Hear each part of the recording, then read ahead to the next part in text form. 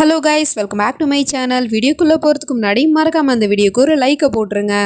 Last பார்ட்டில் சோனியக்காரி அந்த பையன்கிட்ட தப்பாக நடந்துக்க பார்த்துட்டு இருப்பா. அப்போ பார்த்தா நெருப்பு பற்றிக்கிச்சு, அவளோட ட்ரெஸ்ஸு பற்றிக்கிட்டு எரியுது. அது கூட தெரியாமல் இவ இப்படி பண்ணிகிட்டு இருக்கும் போது திடீர்னு ஃபயர் அலாரம் ஆன் ஆகிடுது. அதுவும் அந்த மொத்த ஹோட்டல்லையுமே. ஸோ இந்த சவுண்டு நம்ம ஆகிலுக்கும் கேட்டதுனால அவன் ஏதோ பிரச்சனை போல அப்படின்னு சொல்லிட்டு அங்கேருந்து கிளம்பி ஓட போகிறான். இவளோட ட்ரெஸ் இப்போ பற்றிக்கிட்டு எரிஞ்சிச்சு இல்லையா? ஸோ இப்போ ட்ரெஸ்ஸு கூட இல்லை, எப்படி வெளியே போகிறதுன்னு தெரியாமல் முழிச்சிட்டு இருக்கா. அப்போ டக்குன்னு அவளுக்கு ஒரு ஐடியா வருது. அவனோட ட்ரெஸ்ஸை கழட்ட சொல்லிட்டு இருக்கா. ஏன்னா நான் ட்ரெஸ்ஸை கழட்டணுமா, நான் என்னத்தை போட்டுக்கிறதுன்னு கேட்டால் அதெல்லாம் எனக்கு தெரியாது, கழட்டுடா ஃபஸ்ட்டு அப்படின்னு சொல்லிட்டு அவனோட ட்ரெஸ்ஸை போட்டுக்கிட்டு அங்கேருந்து எஸ்கேப் ஆகி ஓட பார்க்குறா. அதுக்கப்புறம் இவன் அங்கே இருக்கிற லாண்ட்ரி பேக்கில் இருக்கிற ட்ரெஸ்ஸை எடுத்து போட்டுக்கிட்டு இவனும் வெளியே வந்துடுறான். நம்ம ஆகில் அங்கேருந்து ஓடி வந்துட்டு இருக்கும் போது கையில் இருக்கிற ஃபைல் வந்துட்டு கீழே விழுகுது. அதை கீழே குனிஞ்சு எடுத்துகிட்டு இந்த பக்கம் திரும்பினா அந்த சூனியக்காரியை பார்த்துடுறான். அவளும் இவனை பார்த்துடுறான். இவன் இங்கே என்ன பண்ணிகிட்டு இருக்கான் அப்படின்னு சொல்லிட்டு அவள் பார்த்துட்டு இருந்தா. அவன் கேட்குறான், நீ இங்கே என்ன பண்ணிட்டு இருக்க அப்படின்னு.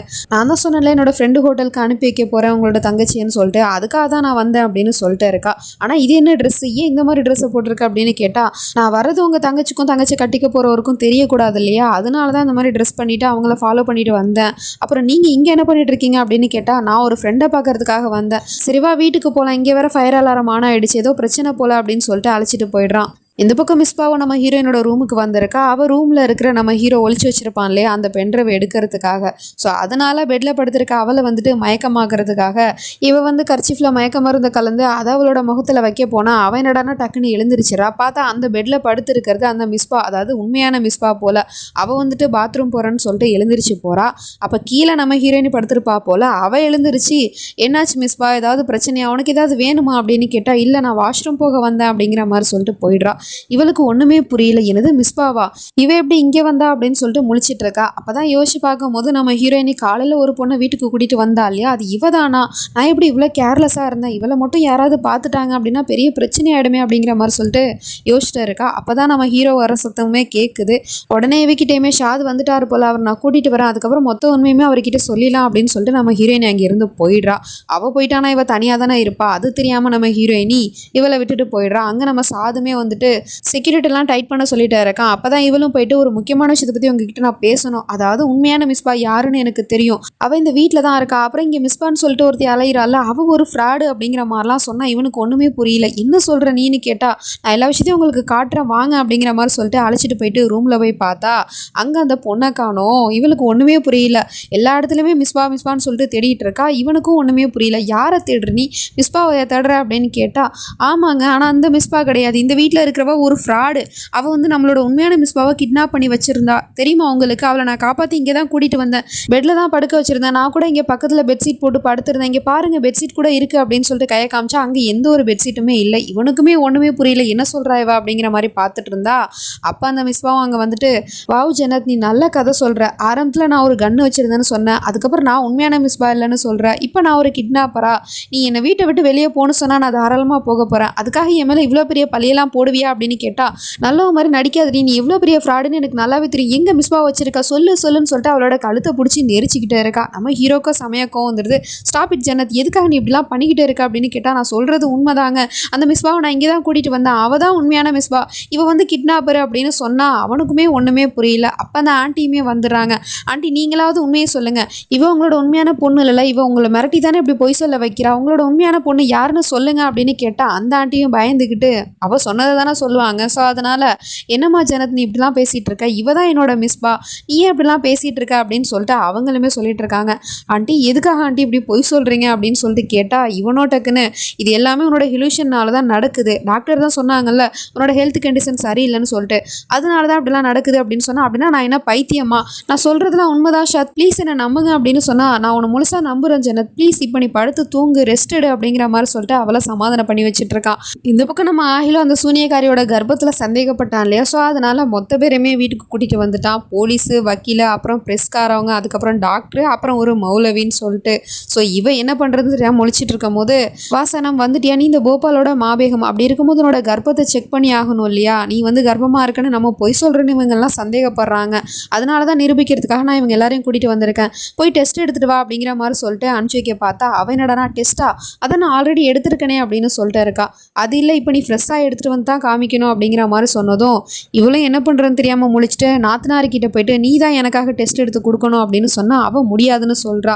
இங்கே பாரு, நான் உனக்கு உதவி செஞ்சுருக்கேன், அதை நீ மறந்துடாத. இப்போ மட்டும் நீ முடியாதுன்னு சொன்னேன்னு வச்சுக்கேன், அதுக்கப்புறம் ஆகில் கிட்ட எல்லா உண்மையுமே சொல்லிடுவேன். அவளோட தங்கச்சி, அதாவது பாசமான தங்கச்சி, கல்யாணத்துக்கு முன்னாடியே ப்ரெக்னெண்ட்டாக இருக்கா அப்படிங்கிற உண்மையை நான் சொல்லிடுவேன். அதுக்கப்புறம் என்ன ஆகணும் உனக்கு தெரியும்ல அப்படிங்கிற மாதிரி சொல்லிட்டு மிரட்டவும் அவளும் என்ன பண்ணுறதுன்னு தெரியாமல் முழிச்சிட்டு இருக்கா. இப்போ ப்ரெக்னன்சி செக் பண்ணுற கிட்டு வாங்கிட்டு போகிறதுக்காக வெளியவுமே வரா. அப்போ கூட ஏதோ சொல்லி சமாளிக்க பார்க்குறா. ஆகில் எனக்கு இப்போ தலை வலிக்குது, இப்போ வேணாமே, இன்னொரு நாள் இவங்க எல்லாம் வர சொல்லுங்களேன் அப்படின்னு சொன்னால் அதெல்லாம் ஒன்றும் இல்லை, நீ போயிட்டு எடுத்துகிட்டு வா, வேணும்னா நர்ஸை உன் கூட அனுப்புவா அப்படின்னு கேட்டால் இல்லை பரவாயில்ல நானே போய்க்கிறேன் அப்படின்னு சொல்லிட்டு இவளும் அந்த கிட்ட வாங்கிட்டு அங்கே இருந்து போயிடுறா. அதுக்குள்ளே நம்ம ஆகிலும் சனமோட ஃபோட்டோ வச்சுட்டு ரூமில் ஃபீல் பண்ணிகிட்டு இருக்கான். சனம், நீ எங்கே தான் போன, எனக்கு தெரியும் நீ உயிரோடு தான் இருக்கேன்னு, ஆனால் நீ எங்கே இருக்கங்கிறது ஏதாவது ஒரு க்ளூ கிடைச்சா போதும், நான் உன்னை தேடி வந்துடுவேன். ஆனால் அதுக்கு முன்னாடி இந்த சூனியக்காரியை உன்னை வீட்டை விட்டு துரத்துனாலே எவ்வளோ நான் சும்மாவே விட மாட்டேன். நீ திரும்ப இந்த வீட்டுக்கு வரும்போது கண்டிப்பாக இந்த சூனியக்காரியை நான் துரத்திடுவேன், இது நான் உனக்கு பண்ணி கொடுக்க ப்ராமிஸ் அப்படிங்கிற மாதிரிலாம் சொல்லிட்டு இவன் அந்த ஃபோட்டோ வச்சுட்டு பேசிகிட்டு இருக்கான். இதெல்லாம் தூரத்துலேருந்து தங்கச்சிக்காரியும் கேட்டுடுறா. இப்போ மட்டும் நம்ம அந்த டெஸ்ட்டை எடுத்து கொடுத்துட்டோம் அப்படின்னா அந்த சூனியக்காரி ஒரே தெரியா ஆகிலன்னா கூட இருக்கிறதுக்கு நம்மளே வந்துட்டு வலியுறுத்து கொடுத்த மாதிரி போயிடும், அதனால் நம்ம இங்கேருந்து போயிட வேண்டியதான் அப்படின்னு சொல்லிட்டு அவன் இங்கேருந்து எஸ்கேப் ஆகி ஓடி போயிட்டா போல். அது தெரியாமல் இந்த சூனியக்காரியும் பாத்ரூம்க்கு வந்துட்டு இந்தாக்கிட்டு டெஸ்ட் எடுத்துக்கூட அப்படின்னு சொல்லிட்டு அவளை போய் தேடினா அவளை காணோம். இந்த நாசியா எங்கே போனா, நான் அவகிட்ட அவ்வளோ சொல்லி இப்போ இங்கேருந்து எஸ்கேப் ஆகி போயிட்டாளா, இப்போ அவள் இல்லாமல் நான் எப்படி இந்த ப்ரெக்னன்சி டெஸ்ட் எடுக்கிறது அப்படிங்கிற மாதிரி இவ ஒரு பக்கம் முழிச்சிட்டு இருக்கா. அப்படியே அங்கே சீனை கட் பண்ணால் இந்த பக்கம் நம்ம ஹீரோயினி வெளியே வந்து பார்க்கும்போது ஒரு பெரிய பாக்ஸ் ஒன்று இருக்குது. அது அந்த மிஸ்பா தான் வச்சிருக்கா, வெளியே கொரியர் பண்ண போகிறா போல். அதை பார்த்துட்டு இவளுக்கு சந்தேகம் வந்துடுது. அப்போ அந்த பாக்ஸுக்குள்ளே தான் மிஸ்பா வச்சிருக்கா போல் அப்படின்னு சொல்லிட்டு என்ன பாக்ஸில் ஓப்பன் பண்ணி எனக்கு தெரியும் இதில் மிஸ்பா தானே இருக்கா, சாத் செக்யூரிட்டி எல்லாம் டைட்டாக போட்டிருக்காரு, அப்படி இருக்கும்போது வீட்டை விட்டு யாரையுமே உன்னால் வெளியே கூட்டிகிட்டு போக முடியாது, அதனால தான் இப்படி ஒரு செட்டப் பண்ணுறியா, பாக்ஸை தர அப்படிங்கிற மாதிரி சொல்லிட்டு அவகிட்ட அதை திறக்க சொல்லிட்டு இருந்தா. அப்போ பார்த்தா காலிங் பில் அடிக்கிற சவுண்டு கேட்குது. என்ன பண்ணிட்டு இருக்கீங்க, காலிங் பில் அடிக்குது, யாராவது போய் டோரை ஓப்பன் பண்ண வேண்டியதானே அப்படின்னு சொல்லிட்டு ஷாது போய் டோரை ஓப்பன் பண்ணுறான்.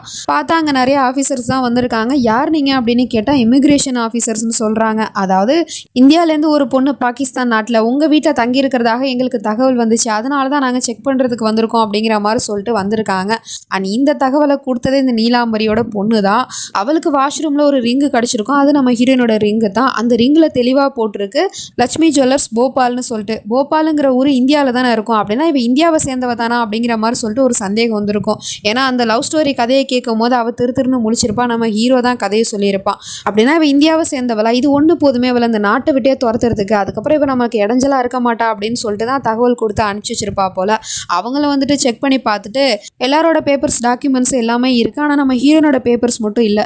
இவங்களோடது ஏன் மிஸ் ஆகுது, இவங்களோட பேப்பர்ஸ் எங்கே அப்படின்னு கேட்டால் நான் சொல்கிறேன் சார் அப்படின்னு சொன்னால், இங்கே பாருங்கள் நான் அவங்ககிட்ட கேள்வி கேட்கல, அவங்ககிட்ட தான் கேள்வி கேட்குறேன். உங்கள் பேர் என்ன, நீங்கள் எங்கேருந்து வந்திருக்கீங்க, உங்களோட பேரண்ட்ஸ் எங்கே இருக்காங்க அப்படின்னா அவங்க பாட்டுக்கே கேள்வி மேலே கேள்வி கேட்டுகிட்டே இருக்காங்க. நம்ம ஹீரோயினிக்கு எதுக்குமே பதில் சொல்ல முடியல, அப்படியே திருன்னு முழிச்சிட்டு இருக்கா. நம்ம ஷாதோ ஏதோ சொல்லி சமாளிக்க பார்க்குறான், ஆனால் அவங்களுக்கு டவுட் வந்துடுது. அப்படின்னா நீங்கள் இந்தியாவை சேர்ந்த பொண்ணா, சட்டவிரோதமாக இந்த நாட்டில் வந்து தங்கியிருக்கீங்களா அப்படின்னு கேட்டால் அவளுக்குமே ஒன்றும் புரியல. அப்படின்னா ஷாத் நான் இந்தியாவை சேர்ந்த பொண்ணா, இதையே நீங்கள் என்கிட்ட முன்னாடியே சொல்லலை அப்படிங்கிற மாதிரி அவ ஒரு பக்கம் ஷாது கிட்ட கேள்வி கேட்டுட்டு இருக்கா. நான் எல்லாமே உங்ககிட்ட சொல்கிறேன் ஜனத், அப்புறம் நீங்கள் வாங்கலை, நான் உங்ககிட்ட தனியாக பேசணும் அப்படின்னு சொன்னால், இங்கே பாருங்கள் இந்த பொண்ணு சட்டவிரோதமாக நம்ம நாட்டுக்குள்ளே புகுந்திருக்கா, அது உங்கள் வீட்டில் இத்தனை நாளாக இந்த பொண்ணை நீங்கள் வச்சுருந்துருக்கீங்க, அதுக்கு நாங்கள் உங்கள் எல்லாரையும் தான் அரெஸ்ட் பண்ணணும், ஆனால் இப்போ இந்த பொண்ணை தான் அரெஸ்ட் பண்ணி கூட்டிகிட்டு போக போகிறோம், அரெஸ்ட் பண்ணுங்க அப்படிங்கிற மாதிரி சொல்லிட்டு அவளை அரெஸ்ட் பண்ணி அங்கேருந்து கூட்டிகிட்டு போயிடுறாங்க. அவ்வளோ கத்துறா, ஷாத் என்ன காப்பாற்றுங்கன்னு சொல்லிட்டு. இவனும் எவ்வளோ முயற்சி பண்ணி பார்க்குறான், தடுக்கிறதுக்கான முடியலை.